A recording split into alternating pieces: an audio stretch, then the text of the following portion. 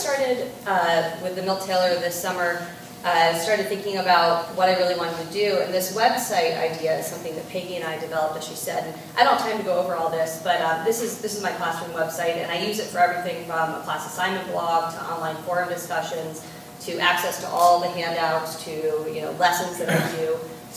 They have their own web pages, they have online journals, they have electronic portfolio, and like Peggy showed, I have a lot of students teaching students where they make videos. I post those videos on there and they study from them, and then they have a greater number of resources for them.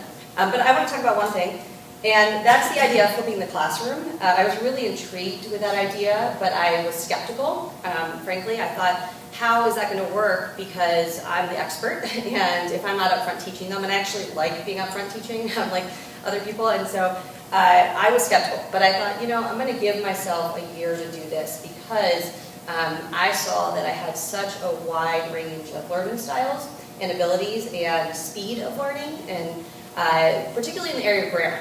Okay, I'm going to do this. Peggy had already been differentiating, and so I inherited these students who some were way ahead of the others. So what I did is I started posting my own slideshows of my SMARTBoard presentations on pages. And so I'd have, like, this would be one grammar page. I'd have all of my lessons up there. I'd have extra online lessons. And then I would sign the typical lecture for homework. So instead of me lecturing in class, they would watch it at home. And then they would do the typical homework in class. And so they would come to class. First of all, I would give them notes where they were annotated notes where they had to look for certain things in the assignment, come back with their notes. So I had to build in accountability, so I knew they were doing it. So they'd come back with their note card filled out and say, oh, look, you did that, that's great. Or you didn't, and let's sit down and talk about it. And then after that, work on the workbook pages in class. And here's the thing. It was amazing because they had immediate access to me and to each other to ask questions. And with 81 students, I don't have enough FaceTime with them. I really don't. And so suddenly I had exponentially more time to work one-on-one or in small groups of kids.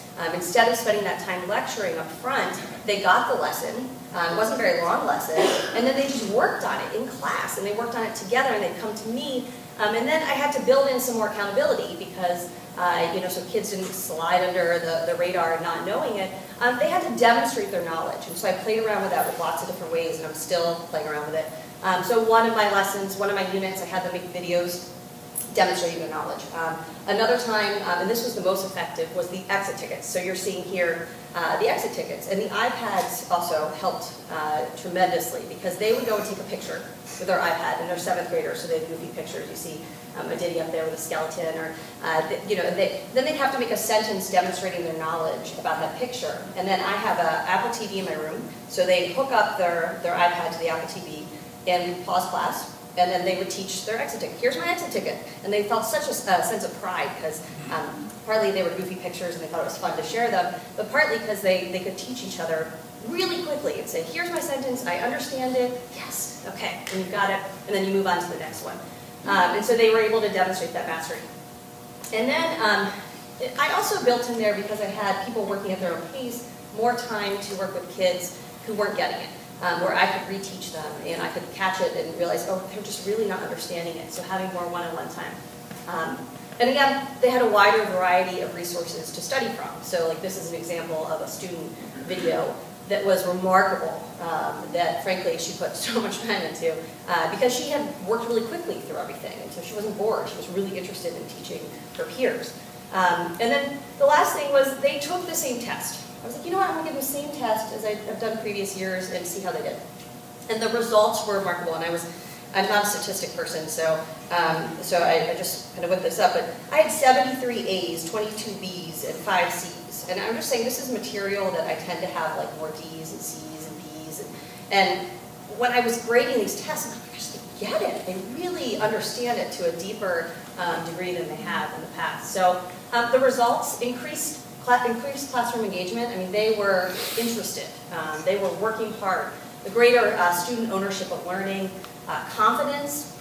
Kids that in the past have felt like this is not my strength were feeling really confident.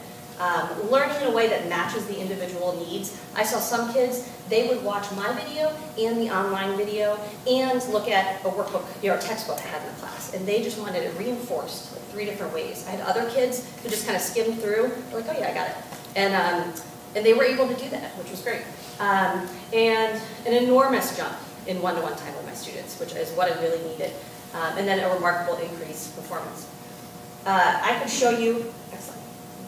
I asked for their feedback. I did a forum post. I said, tell me what's working well, what's not.